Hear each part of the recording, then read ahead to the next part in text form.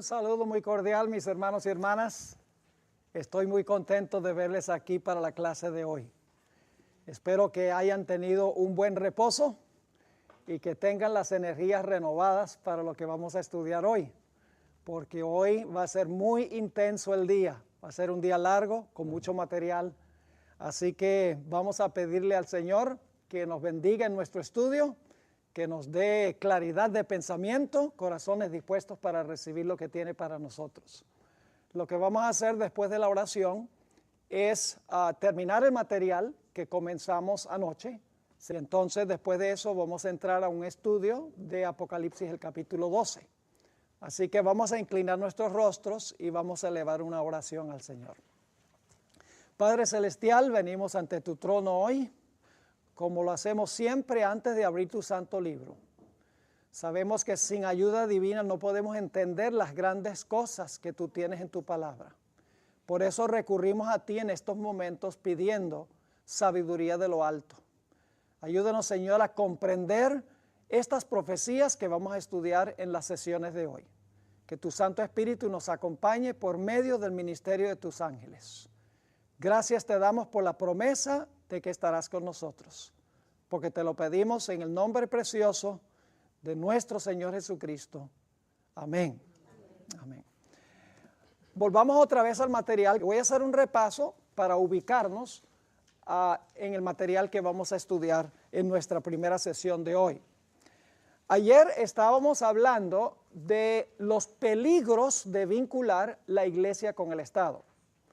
Y nos dimos cuenta que en el tiempo del fin va a haber una iglesia apóstata que se le llama la gran ramera, que va a fornicar con los reyes de la tierra. Es decir, es un sistema que va a vincular la iglesia con el Estado, va a conectar la iglesia con el Estado. Estudiamos también en la sesión de ayer que el Señor Jesucristo dijo que la existencia de la iglesia y la existencia del Estado, ambos son legítimos. Es decir, ambos tienen su función y su lugar.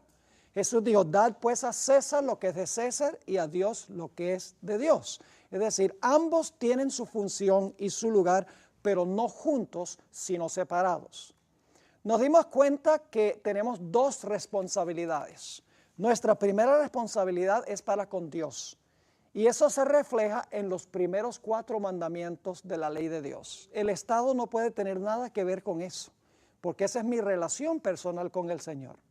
Luego tenemos la segunda tabla, que son los últimos 6 mandamientos en la esfera de preservar el orden civil, preservar la vida, la propiedad, la reputación, el bienestar de los padres, etc. Esa es la esfera que le corresponde al poder civil, preservar el orden civil, pero no entrometerse en los asuntos de la religión. Nos dimos cuenta que las acusaciones que se lanzaron contra Jesús tenían todas que ver con la primera tabla de la ley. Y el pueblo judío quería usar el poder civil para castigar a Jesús por violar los primeros 4 mandamientos de la ley de Dios, que le pertenecen solamente a la relación del hombre con su Dios. No se pueden obligar a las personas a obedecer esos mandamientos usando la fuerza del poder civil. Nos dimos cuenta que las aspiraciones del pueblo judío era que Jesús tomara las riendas del poder civil, que Jesús ocupara el trono, el reino literal, el reino civil. Y Jesús dijo, no, yo no he venido a tomar las riendas del poder civil. Yo he venido para establecer mi reino espiritual, mi iglesia. Jesús no se entrometió con el poder civil. Nunca se metió con Roma ni criticó a ningún líder romano, porque Jesús había venido a establecer un reino espiritual, un reino en el corazón humano. Nos dimos cuenta que Jesús predicó con tanto poder, y cuando resucitó a Lázaro, las multitudes empezaron a seguir a Jesús. Esto enojó a los líderes espirituales, porque el mensaje de Jesús estaba teniendo un impacto. Muchedumbres estaban siguiendo en pos de Jesús. Y nos dimos cuenta que los líderes religiosos, los escribas, los fariseos, los ancianos, dijeron, tenemos que tomar medidas para corregir esta situación. Y por lo tanto reunieron al Sanedrín, que eran los gobernantes principales del pueblo judío. y dijeron, ¿qué vamos a hacer con este hombre? Si nosotros permitimos que esto continúe, los romanos finalmente, todos van a seguir a Jesús y los romanos van a venir y van a quitar nuestra nación. Es decir, tratar con el problema de Jesús era un asunto de seguridad nacional, de national security.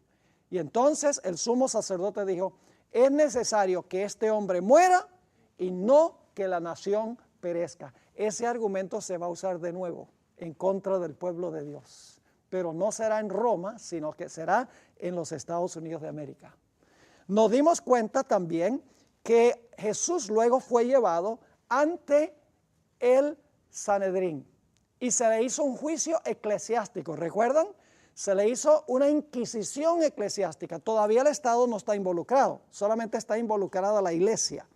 El Sanedrín ya estaba decidido de que Jesús era culpable, pero le hacen un juicio eclesiástico y violan todos los derechos legales del Señor Jesucristo. Anoche dimos una lista de todos los derechos legales de Jesús que fueron violados. Y nos dimos cuenta que después de hacerle la inquisición, la iglesia se pronunció contra el Señor Jesucristo el decreto de muerte. Pero la iglesia no podía imponer el decreto de muerte, porque la iglesia como poder religioso no tenía autorización para ejecutar el decreto de muerte. Por lo tanto, necesitaban la ayuda ¿de quién? Necesitaban la ayuda del poder civil. Todas las denominaciones religiosas judías se habían unido y querían la muerte de Cristo, pero como iglesia no podían ejecutar el decreto de muerte. Así que ellos llevaron a Jesús a Poncio Pilato. Y ahora la iglesia está involucrada con el Estado para tratar de matar al Señor Jesucristo. Cuando llevaron a Jesús ante Pilato, encontramos que por el tono de voz de Pilato, ellos sabían que Pilato no creía que Jesús era culpable de nada.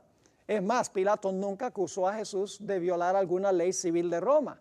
Él sabía que estos dirigentes judíos querían usar al Estado para lograr sus propósitos. Y nos dimos cuenta que el pueblo inmediatamente dijo, si este no fuera malhechor, no te lo hubiéramos traído. También nos dimos cuenta en nuestro último estudio que Pilato reconoció que había dos reinos con dos leyes distintas, ¿verdad que sí? Porque cuando Jesús se encontraba allí ante Pilato, nos dice en Juan 18:31, entonces les dijo Pilato, tomadle vosotros y juzgadle según vuestra ley. Fíjense, Pilato dice, yo tengo mi ley y la iglesia de ustedes tiene su ley, júzguenlo de acuerdo a su ley. Pilato reconoció que había dos reinos con dos diferentes leyes, pero entonces los dirigentes judíos dijeron, pero el problema es que nosotros, según nuestra ley, nosotros no podemos ejecutar el decreto de muerte, necesitamos la ayuda del poder civil. Ahora, llegamos ahora al momento donde dejamos en nuestra última clase, los que están presentes allí queriendo usar al poder civil para acabar con la vida de Jesús, saben que Pilato no se está comiendo el cuento. Pilato sabe que este hombre no es culpable, que la iglesia sencillamente lo quiere inculpar por violar la primera tabla de la ley. Y por lo tanto, ellos tienen que conseguir alguna acusación que no tenga que ver directamente con asuntos de religión, sino que tenga que ver con algo contra Roma, contra el gobierno civil. Y en la parte de arriba de la página 20 del sílabo, en Lucas 23 y el versículo 2, dice, y comenzaron a acusarle diciendo, a este hemos hallado que pervierte la nación. ¿Era verdad eso? No, mentira. Que prohíbe dar, ¿qué? Tributo a César. ¿Era verdad eso? ¿Qué va? Jesús dijo, dad pues a César lo que es de César. Jesús había dicho que se debe pagar impuestos. Era una mentira abierta. Y luego, la tercera acusación, diciendo que él mismo es el Cristo, ¿un qué? Un rey. Y ahí se le pararon las orejas a Pilato. Y Pilato dice, si este está reclamando ser rey y que no se le debe pagar tributo a César, entonces ha violado las leyes de Roma. Y por lo tanto llama a Jesús, lo lleva en privado y le hace una entrevista.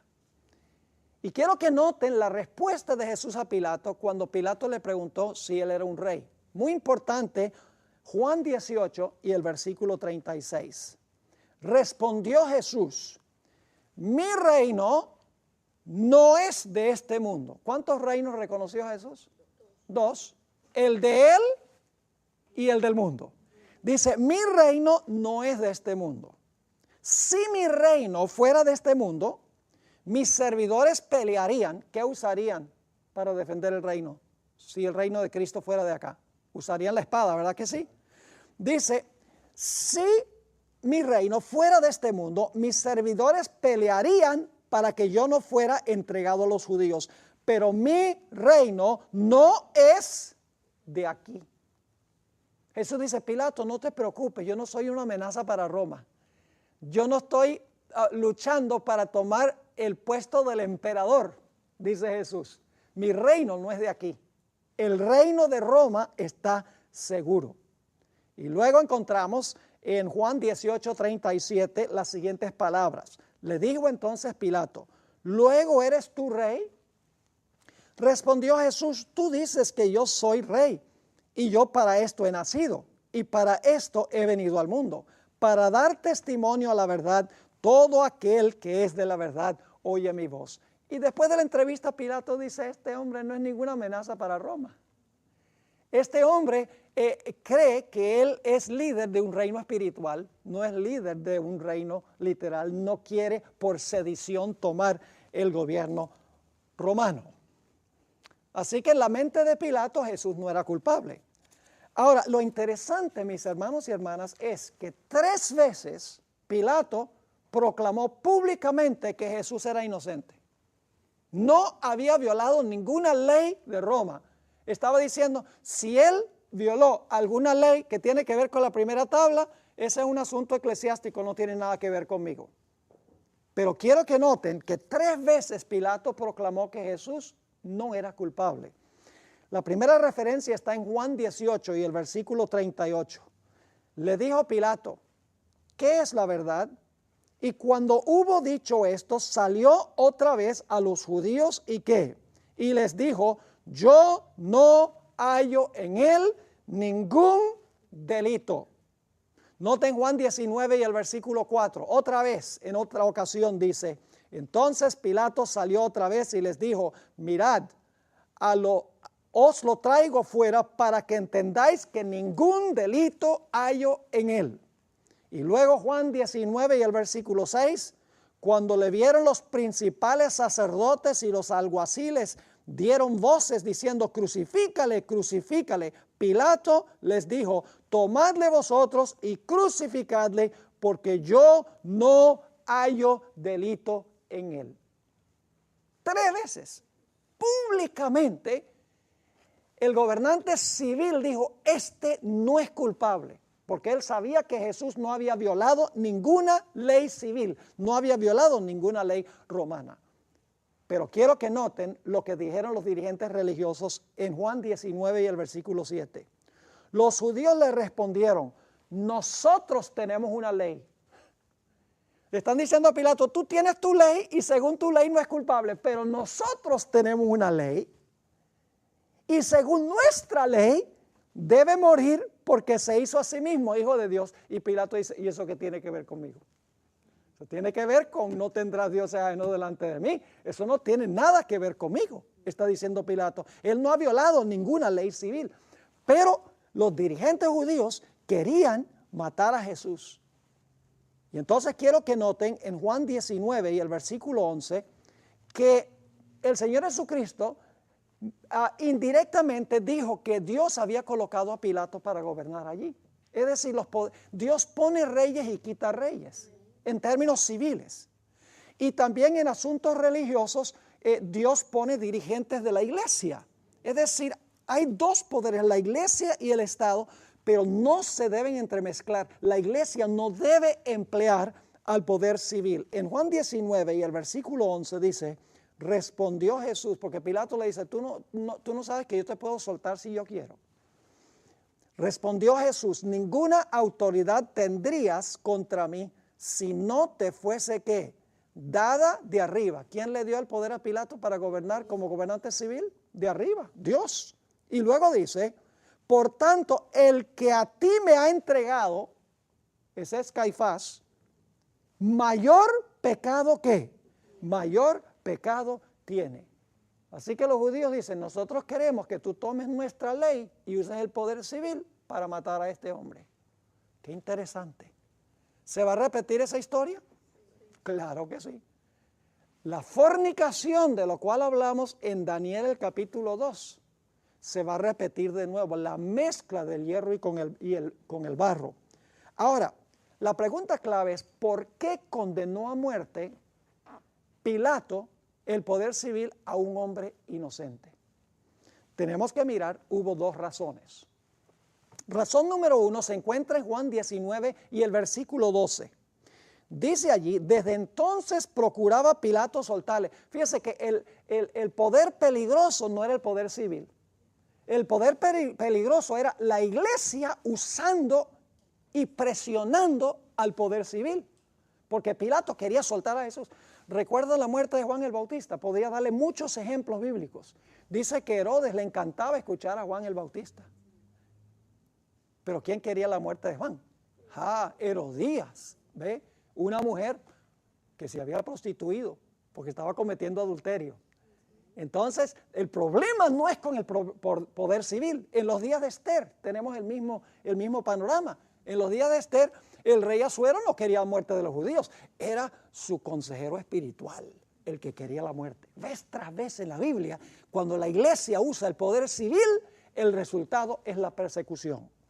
Ahora, Juan 19:12 dice: desde entonces procuraba Pilato soltarle, pero los judíos daban voces diciendo: si a este sueltas, ¿no eres qué? No eres amigo de César. Todo el que se hace rey, a César se opone. Es decir, están diciendo: te vamos a acusar con César, que tú soltaste a uno que decía que era rey y César te va a quitar de tu puesto político. La primera razón fue que Pilato quería salvar su puesto político. Pero hubo una segunda razón. Mateo 27 y el versículo 20. Mateo 27 y el versículo 20 dice: pero los principales sacerdotes y los ancianos persuadieron ¿a quién? Persuadieron a la multitud que pidiese a Barrabás y que Jesús fuese muerto. Yo pregunto, ¿el problema mayor eran los miembros del pueblo judío o eran los dirigentes del pueblo judío? Los dirigentes, porque fíjese que el pueblo no hubiera clamado por la sangre de Jesús si no hubiera sido por los pastores de la época, porque dice: los principales sacerdotes y los ancianos persuadieron a la multitud que pidiese a Barrabás y que Jesús fuese muerto. Y Pilato tenía miedo de que hubiese un tumulto, y por lo tanto dice: no, yo me quiero ahorrar un tumulto, yo no quiero aquí una revolución. Dice, entonces, por no permitir que hubiese un tumulto, Pilato entregó a la muerte a Cristo, presionado por los dirigentes religiosos de la nación de Israel. Ahora, hay un punto muy importante. Cuando el Señor Jesucristo fue colocado por Pilato lado a lado con Barrabás y preguntó: ¿a cuál de los dos quieren ustedes que yo suelte? Ellos pidieron que se soltara ¿a quién? Que se soltara a Barrabás. Y luego clamaron por la sangre de Cristo. Dijo: la sangre de Él sea sobre nosotros y sobre nuestros hijos. Ahora, quiero que noten algo muy importante que encontramos en Juan 19, 13 al 15. Ellos en ese momento cometieron alta traición contra su único esposo. Note lo que dice Juan 19, 13 al 15. Entonces Pilato, oyendo esto, llevó a Jesús y se sentó en el tribunal, en el lugar llamado el Enlosado, y en hebreo Gábata. Era la preparación de la Pascua y como la hora sexta. Entonces dijo a los judíos: he aquí vuestro rey. Pregunta: ¿era Jesús el rey de los judíos? Claro que era el rey. ¿Pero qué era? ¿Un rey civil o era un rey espiritualmente hablando? Era un rey espiritual, del reino espiritual. Así que dice: he aquí vuestro rey. Ahora escuchen, aquí viene la alta traición. Aquí viene la fornicación. Aquí viene el adulterio espiritual. debían estar casados con Jesús espiritualmente, aceptarlo como su rey. Pero ahora fíjense lo que dicen. Dice en el versículo 15, pero ellos gritaron, fuera, fuera, crucifícale. Pilato les dijo, ¿a vuestro rey he de crucificar? Respondieron los principales sacerdotes, no tenemos más rey que César. ¿Están entendiendo lo que está pasando aquí? ¿Se están vinculando con qué? Con el poder civil. Y están abandonando a su legítimo esposo. Eso es lo que la Biblia llama fornicación, espiritualmente hablando. Ahora, durante su ministerio, Jesús usó muchas historias y metáforas matrimoniales, porque Jesús quería casarse con su pueblo. Por ejemplo, a Juan el Bautista se le llama el amigo del esposo. ¿Saben quién era el amigo del esposo? Era el que hacía todos los preparativos. El caballero de honor, podríamos decir, el que hacía todos los preparativos para el matrimonio. Juan el Bautista fue llamado para preparar al pueblo judío para casarse espiritualmente con el Señor Jesucristo. El Señor Jesucristo dijo, ¿cómo puede la gente llorar cuando el esposo está en medio de ellos? Fíjense, Jesús está diciendo, soy el esposo. ¿Cómo la gente puede llorar cuando el esposo está aquí?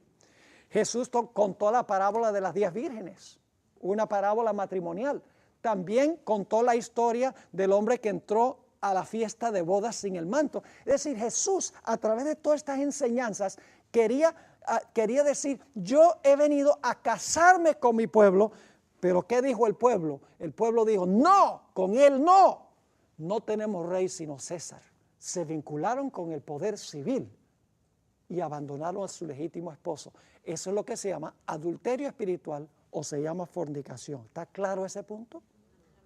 Ahora, en el conflicto de los siglos, página 432, Elena White está hablando aquí de la iglesia romana, del papado, porque el papado es exactamente lo mismo.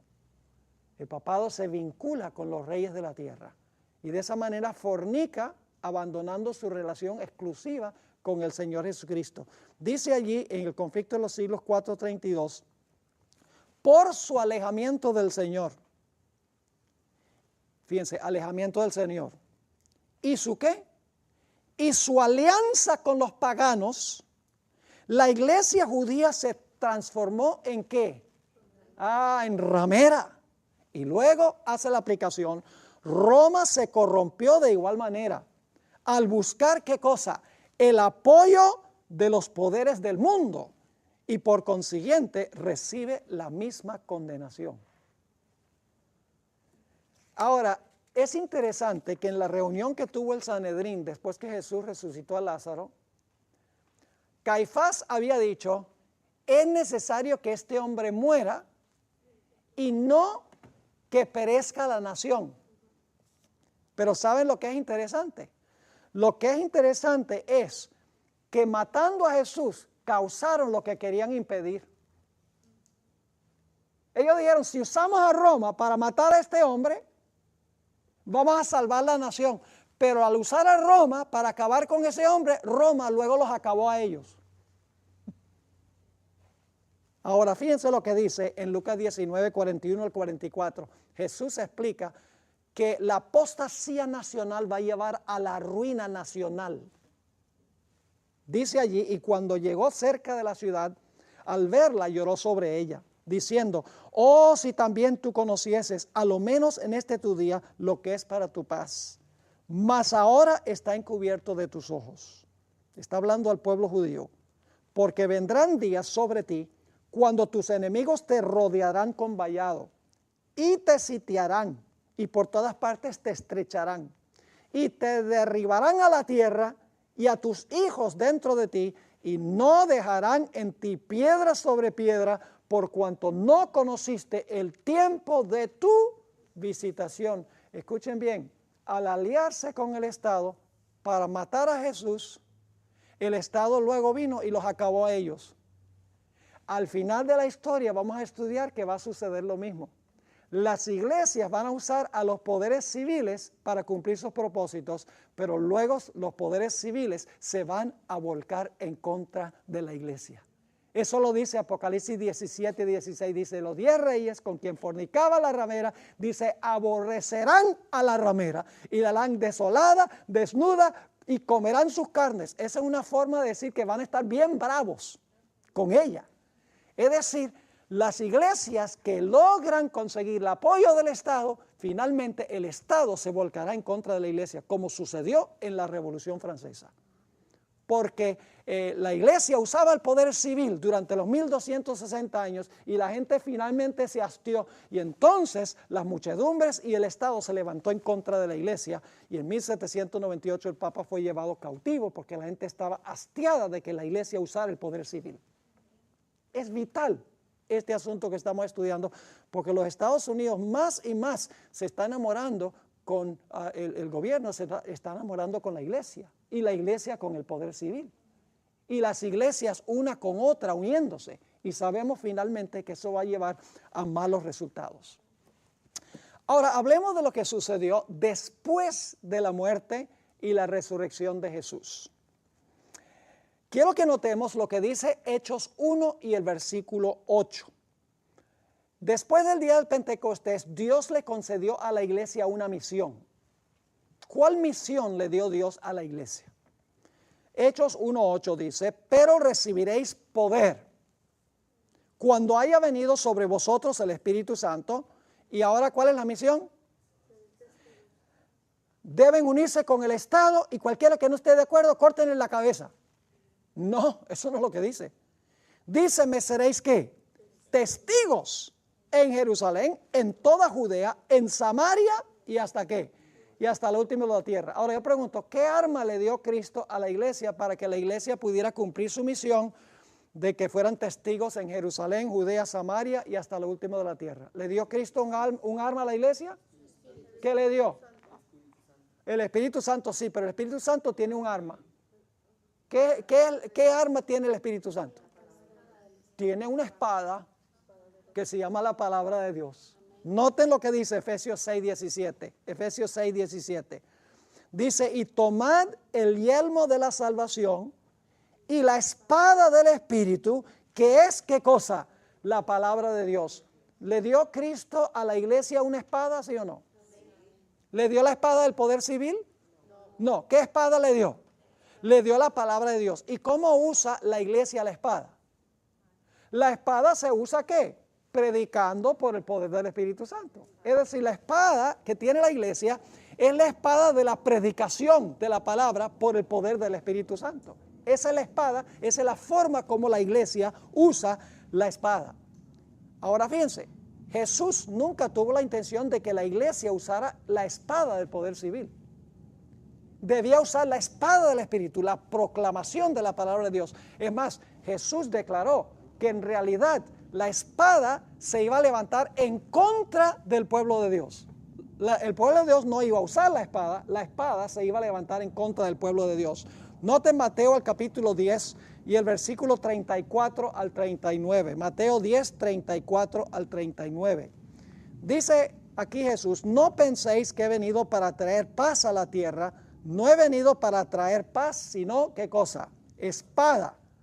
Entonces el pueblo de Dios debe usar la espada, el poder civil, para castigar a los que no están de acuerdo con la iglesia. No. Dice, porque he venido para poner en disensión al hombre contra su padre, a la hija contra su madre y a la nuera contra su suegra. Y ahora escuchen, y los enemigos del hombre serán los de su ¿qué? Los de su propia casa. El que ama a padre o madre más que a mí no es digno de mí. El que ama a hijo o hija más que a mí no es digno de mí. Y el que no toma su cruz y sigue en pos de mí no es digno de mí. El que haya su vida la perderá, y el que pierde su vida por causa de mí la hallará. Yo pregunto, ¿la iglesia iba a perseguir usando la espada o la espada iba a perseguir a la iglesia? La espada iba a perseguir a la iglesia. Estamos hablando de la espada del poder civil. ¿Le concedió entonces Jesús la espada del poder civil a la iglesia? No. Le concedió una espada, y esa espada es ¿qué cosa? La espada del Espíritu, que es la palabra de Dios, la predicación. Ahora, cuando examinamos el libro de Hechos de los Apóstoles, no encontramos ni un vestigio de evidencia de que los apóstoles usaron al poder civil para adelantar la misión de la iglesia, o para extender el reino de Cristo, o para castigar a la gente que no estaba de acuerdo con la predicación. No encuentran ni un solo ejemplo en el libro de Hechos, a donde los apóstoles apelaron al poder civil para que castigara a los que no estaban de acuerdo con la iglesia. No existe. Es más, en el libro de Hechos, si ustedes buscan en una concordancia la palabra judíos, van a encontrar que a través de todo el libro de Hechos, los judíos continuaron usando a Roma para perseguir a los apóstoles. Quiero darles un ejemplo. Hechos 12, 1 al 3. Hechos, el capítulo 12 y el versículo 1 hasta el versículo 3. Dice, en aquel mismo tiempo, el rey Herodes echó mano a algunos de la iglesia para maltratarles y mató a espada a Jacobo, hermano de Juan. Así que, ¿qué fue lo que hizo el rey Herodes, el poder civil? Mató a Jacobo. ¿Verdad que sí? Ahora, ¿por qué lo mató? Vamos a ver el versículo 3. Y viendo que esto había ¿qué? Oh, qué interesante. ¿Quiénes eran los instigadores de Herodes para que lo matara? La iglesia. Siguieron con las mismas costumbres que habían usado con el Señor Jesús. Así que dice, y viendo que esto había agradado a los judíos, procedió a prender también a Pedro. Eran entonces los días de los panes sin levadura. Escuchen bien. La iglesia judía, después de la muerte y la resurrección de Cristo, continuó haciendo lo mismo que había hecho con Jesús. Continuó, y ustedes pueden leer el libro de Hechos, vez tras vez usan a los magistrados, influyen sobre los magistrados para que persigan a los apóstoles que están predicando el evangelio. Nuevamente vemos que están empleando el poder civil para perseguir a los que están predicando el evangelio. Dios no le concedió la espada del poder civil a la iglesia, le concedió la espada del Espíritu, la predicación de la palabra de Dios por el poder del Espíritu Santo. Pero yo quiero que ustedes sepan que el poder civil también tiene su espada. ¿Saben que el Estado también tiene su espada? Yo a veces pregunto, digo, bueno, ¿qué representa la espada simbólicamente en la Biblia? La gente dice, la espada representa la palabra de Dios, la Biblia. Y tienen razón, pero no siempre representa la espada, la Biblia. Porque el poder civil también tiene su espada. No es la espada de la Biblia. El poder civil no ha sido llamado para proclamar la Biblia. La iglesia ha sido llamada para proclamar la palabra de Dios. Esta es la espada que le pertenece a la iglesia. Pero el poder civil también tiene una espada. Vamos a Romanos, el capítulo 13 y el versículo 1 al 10. ¿Ustedes recuerdan que mencioné que el poder civil tiene que ver con los últimos 6 mandamientos de la ley de Dios? ¿Recuerdan eso? Ahora vamos a ver lo que dice el apóstol Pablo para ver si es el poder civil el que debe tener que ver con los últimos 6 mandamientos. Romanos 13:1 dice, sométase toda persona a las autoridades superiores. ¿Quiénes son las autoridades superiores? El poder civil, muy bien. Porque no hay autoridad sino de parte de Dios. Y las que hay por Dios han sido establecidas. ¿Quién estableció el poder civil? ¿Quién lo puso a gobernar? Dios. Versículo 2, de modo que quien se opone a la autoridad, es decir, quien se opone al poder civil, a lo establecido por Dios resiste. Y los que resisten acarrean condenación para sí mismos. ¿Hay que obedecer al poder civil, sí o no? Claro que sí. Noten el versículo 3, porque los magistrados no están para infundir temor al que hace el bien, sino a quién? Al malo. ¿Qué clase de mal está para castigar el poder civil? ¿El poder civil puede castigar a una persona que cree que Buda es Dios? No. ¿Puede castigar a una persona que maldice a Dios? No. ¿Puede castigar a una persona que guarda el domingo en vez de guardar el sábado? No, porque esa tabla le pertenece ¿a quién? Esa tabla le pertenece a Dios. El poder civil existe para castigar el que hace lo malo, pero lo malo no tiene que ver con los primeros 4 mandamientos, sino que tiene que ver con los últimos 6. Sigamos leyendo. Versículo 3. Porque los magistrados no están para infundir temor al que hace el bien, sino al malo. ¿Quieres pues no temer la autoridad? Es decir, ¿quieres no temerle al gobierno, al poder civil? Haz lo bueno y tendrás ¿qué? Y tendrás alabanza de ella. Ahora escuchen. Porque es servidor de Dios para tu bien. ¿El poder civil fue establecido para Dios? ¿Por Dios? Muy bueno, sí. Dice, pero si haces lo malo, Teme porque no en vano lleva ¿qué? El poder civil tiene su espada también. No en vano lleva la espada, pues es servidor de Dios, vengador para castigar al que hace ¿qué? Al que hace lo malo. ¿Qué clase de mal estamos hablando aquí? Sigamos leyendo, versículo 5. Por lo cual es necesario estarles sujetos, no solamente por razón del castigo, es decir, no solamente porque si te portas mal el gobierno te va a castigar, sino también por causa de la conciencia. Es decir, tú eres un cristiano, tu conciencia debe decirte que debes hacer el bien y obedecer las leyes civiles. Sigue diciendo, versículo 6, pues por esto pagáis también los tributos, porque son servidores de Dios que atienden continuamente a esto mismo. Es decir, pagas impuestos para que el poder civil pueda castigar el mal. Versículo 7, pagad a todos lo que debéis, al que tributo, tributo, al que impuesto, impuesto, al que respeto, respeto, al que honra, honra. No debáis a nadie nada, sino el amaros unos a otros. Ahora escuchen, porque el que ama al prójimo ha cumplido la ley. Ahora va a hablar de los mandamientos a donde el poder civil está involucrado. Dice, porque no adulterarás, no matarás, no hurtarás, no dirás falso testimonio, no codiciarás, y cualquier otro mandamiento. En esta sentencia se resume: amarás a tu prójimo como a ti mismo. El amor no hace mal al prójimo, así que el cumplimiento de la ley es el amor. ¿Con cuáles mandamientos tiene que ver el poder civil? Con los últimos 6 mandamientos, se citan aquí.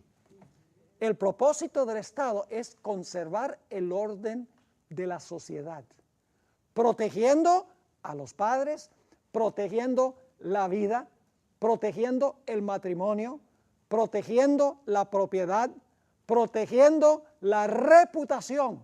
Es decir, el propósito del gobierno es castigar violaciones del Código Civil que tiene que ver con relaciones entre seres humanos. ¿Está claro este punto? El papel del poder civil no es castigar nada que tenga que ver con la primera tabla de la ley, al menos que, ahora escuchen bien, al menos que los que dicen que están obedeciendo la primera tabla de la ley están también desobedeciendo la segunda. Por ejemplo, los que estrellaron los aviones en contra de los edificios en Nueva York, lo hicieron en el nombre de su religión. Entonces el gobierno no puede castigar eso porque esa es parte de la religión de ellos. Claro que sí. Porque ellos violaron la ley que dice no matarás, y eso le pertenece al poder civil. Es decir, tú puedes adorar a Dios como tú quieras, de acuerdo a tu conciencia, siempre y cuando no violes alguno de los últimos 6 mandamientos que le pertenecen al poder civil. ¿Está claro ese punto? Ahora, continuemos estudiando esto. Al final de la historia, se va a repetir la historia de Jesús. Nuevamente, la iglesia va a apelar al poder civil para castigar a aquellos no que han violado alguna ley civil, sino para castigar a aquellos que la iglesia percibe que ha violado la primera tabla de la ley. La historia de Pilato tiene una advertencia muy interesante. Ustedes recuerdan cuando Pilato estaba deliberando si entregar la muerte a Jesús, alguien vino con un mensaje que le envió la esposa. Y la esposa le mandó a decir: Pilato, no tengas nada que ver con este hombre, porque yo he tenido sueños. Toda la noche no he podido dormir, he tenido sueños. Y te estoy diciendo, no tengas nada que ver con este hombre. No lo condenes a muerte. Pero Pilato ignoró la evidencia que obtuvo en la entrevista con Jesús. Y también Pilato ignoró el último llamado que le hizo Dios a través de su esposa. Y Pilato entregó la muerte a Cristo por salvar su puesto político y para que las muchedumbres no se levantaran en contra de él y causaran un tumulto. Yo pregunto, ¿eso se va a repetir al final de la historia? ¿Los legisladores, por salvar su puesto político, van a condenar al pueblo de Dios a cárcel y muerte, etcétera? Claro que sí. ¿Lo van a hacer por miedo a lo que pueda hacer el pueblo? ¿Perder los votos del pueblo? Claro que sí. La historia se va a repetir. Dice Mateo 27 y el versículo 19 que Pilato se lavó las manos Y vamos a leer el versículo 19, donde habla de la nota que le mandó la mujer, y luego los versículos 20 y 24. Dice, y estando él sentado en el tribunal, su mujer le mandó a decir, no tengas nada que ver con ese justo, porque hoy he padecido mucho en sueños por causa de él. Y luego nos dice en los versículos 20 y 24, pero los principales sacerdotes y los ancianos, ¿quiénes son los que están en realidad aquí presionando por la muerte de Cristo? Los líderes espirituales. Los principales sacerdotes y los ancianos persuadieron a la multitud que pidiese a quién, a Barrabás, y que Jesús fuese muerto. Versículo 24, viendo Pilato que nada adelantaba, sino que se hacía más que alboroto, tomó agua y se lavó las manos delante del pueblo diciendo, inocente soy de la sangre de este justo, allá vosotros. Pero Pilato no era inocente. Pilato podría haber ignorado el clamor de los líderes espirituales judíos, podría haber ignorado lo que quería la iglesia y haber hecho lo que era correcto. Esta experiencia de Pilato tiene mucho que enseñarle a los gobernantes civiles del mundo hoy. Dios le hace el mismo llamado hoy a Barack Obama y a los presidentes y a los magistrados y a los senadores y a los legisladores de las diferentes naciones.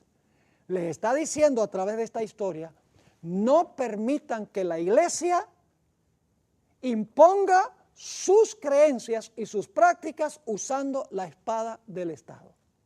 La pregunta clave es si los dirigentes políticos van a escuchar y aprender de la experiencia que tuvo Pilato.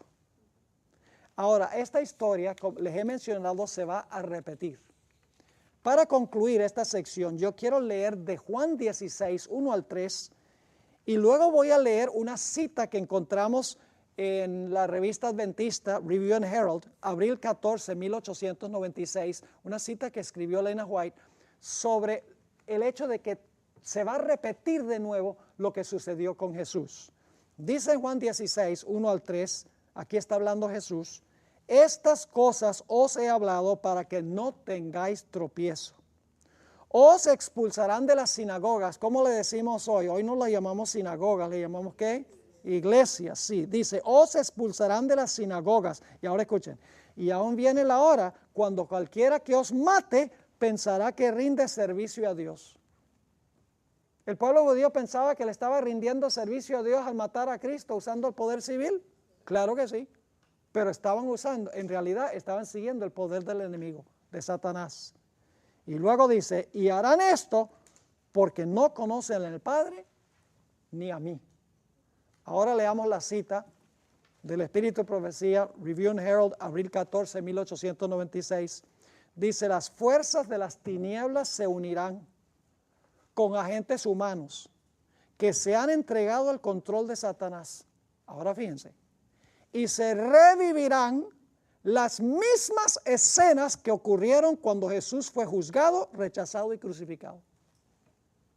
¿Qué se va a repetir?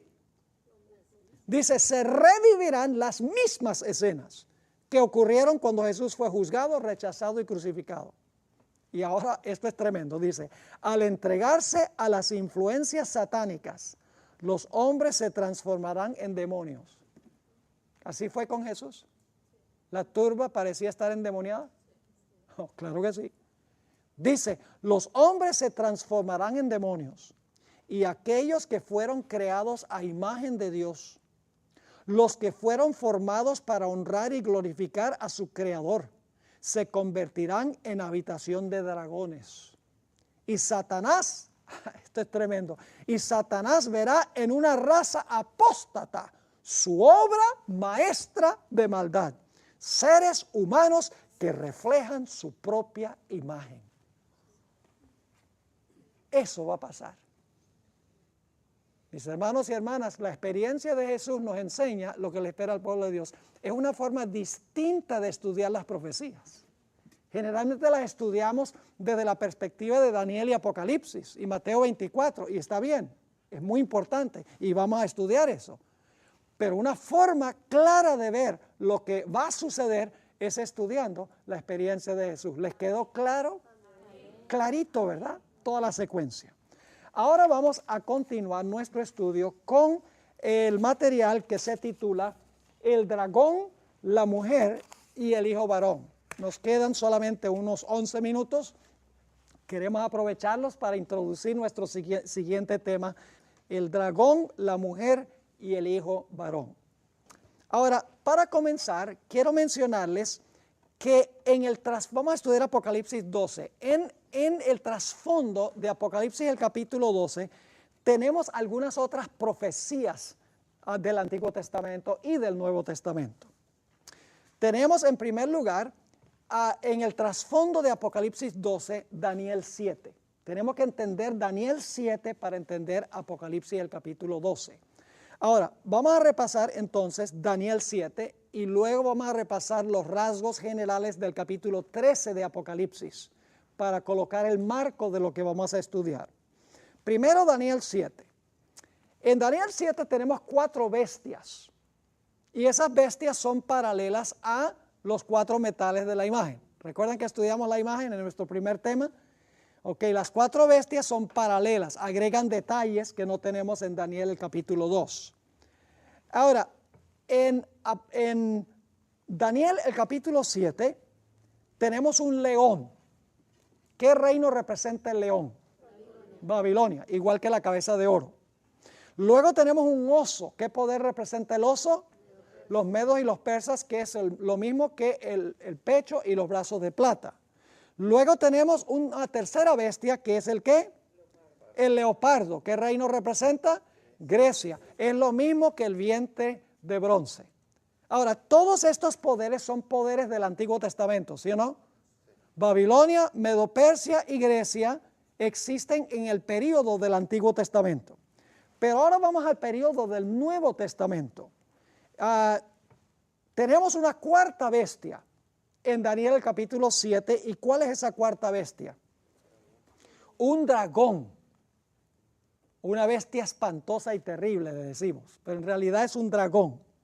Y ese dragón representa ¿qué imperio? Es lo mismo que las piernas de hierro, representa el imperio romano. Pero ahora quiero que noten que esta cuarta bestia tiene en realidad 4 etapas consecutivas de dominio. Es decir, la cuarta bestia que representa Roma, el imperio romano, tiene 4 etapas de dominio. Y ustedes dicen, ¿4 etapas? ¿Cómo así? Vamos a notar, en primer lugar, la primera etapa es el dragón gobernando solo. Cuando el dragón se levanta no tiene cuernos. Pero luego, al dragón que por un tiempo gobierna sin cuernos, le salen ¿qué? Le salen 10 cuernos. Es decir, el reino se divide. Lo mismo que los 10 dedos de los pies. ¿Ven cómo es paralelo Daniel 2 y Daniel 7? Ahora entonces le salen 10 cuernos. Esa es la segunda etapa. La tercera etapa es que entre los 10 sale ¿qué cosa? Entre los 10 sale un cuerno pequeño. Fíjense, tenemos hasta ahora 3 etapas de la cuarta bestia de Roma. La bestia sola, el dragón solo. Luego al dragón le salen 10 cuernos. Y luego entre los 10 cuernos sale uno pequeño, 3 etapas. Pero en Daniel 7 hay una cuarta etapa, es una etapa que está sobreentendida. Es decir, no sale claramente en Daniel el capítulo 7, pero está sobreentendida. Pero cuando lleguemos a Apocalipsis 13 vamos a encontrar que lo que está sobreentendido en Daniel 7 está clarito en Apocalipsis el capítulo 13.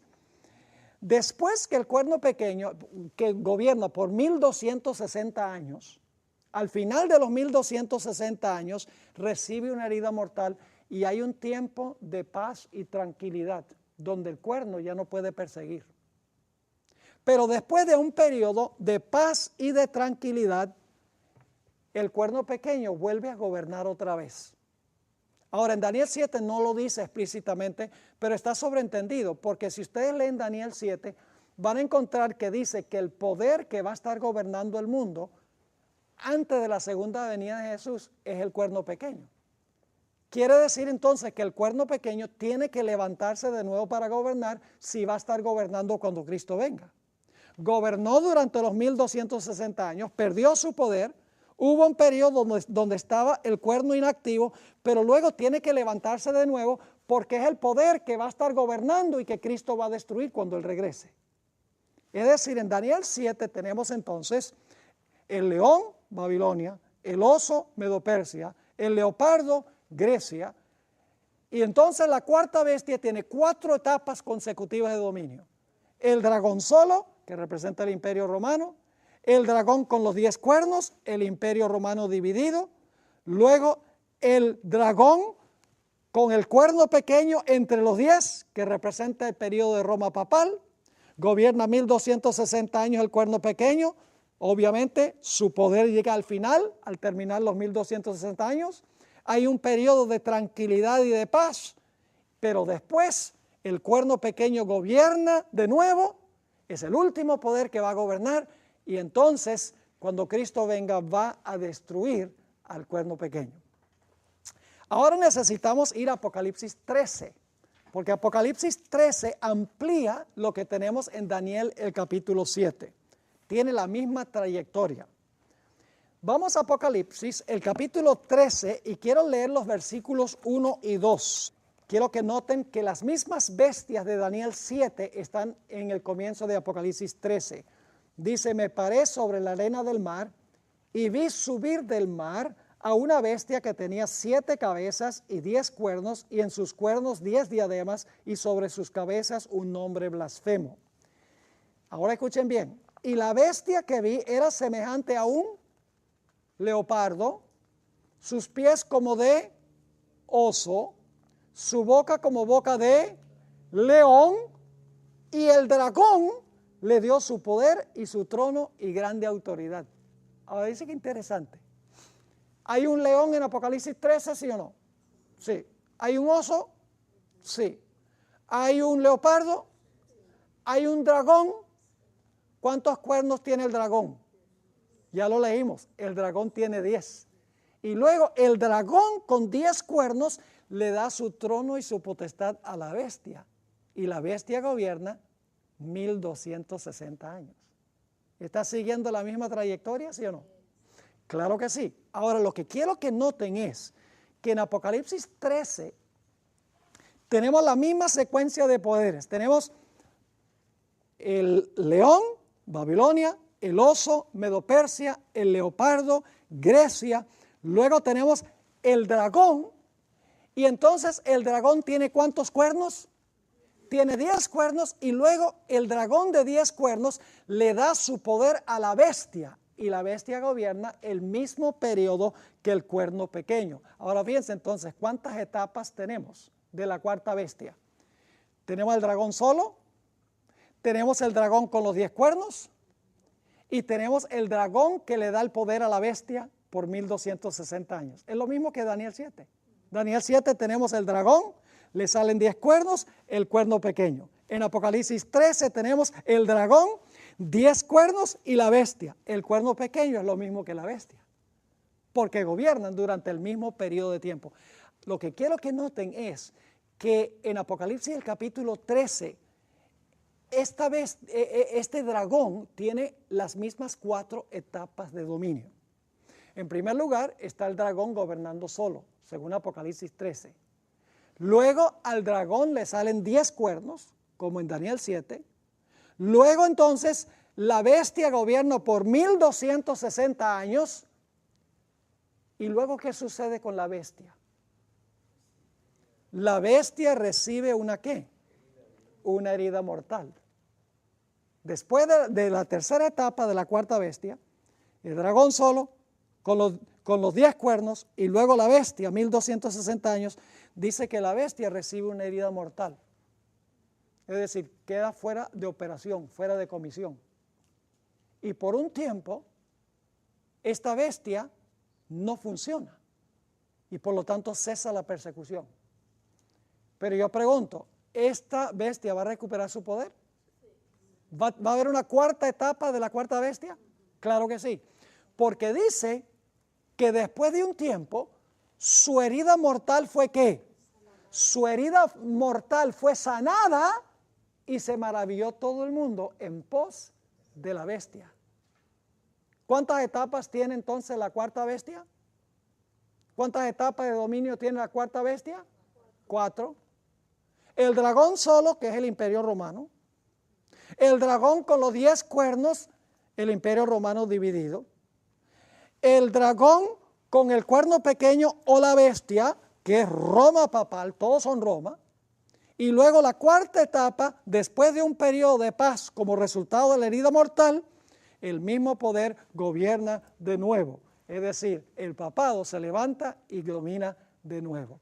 4 etapas de la cuarta bestia de Daniel 7 y de la bestia que menciona Apocalipsis el capítulo 13. ¿Está claro este punto?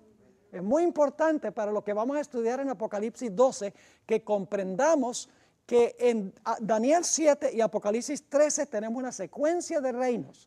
Babilonia, Medo-Persia, Grecia, el imperio romano dividido, Roma papal que gobierna 1260 años, luego ese poder recibe una herida mortal, por un tiempo hay un periodo de paz y tranquilidad y luego la herida mortal es curada y el cuerno pequeño o la bestia gobierna de nuevo y es el poder que va a existir en el mundo inmediatamente antes de la segunda venida de Jesús, que será destruido por la brillantez de su venida, según segunda de Tesalonicenses, el capítulo 2. Así que este es el trasfondo que necesitamos entender para comprender la profecía de Apocalipsis, el capítulo 12, que será el próximo tema de estudio en nuestra siguiente clase.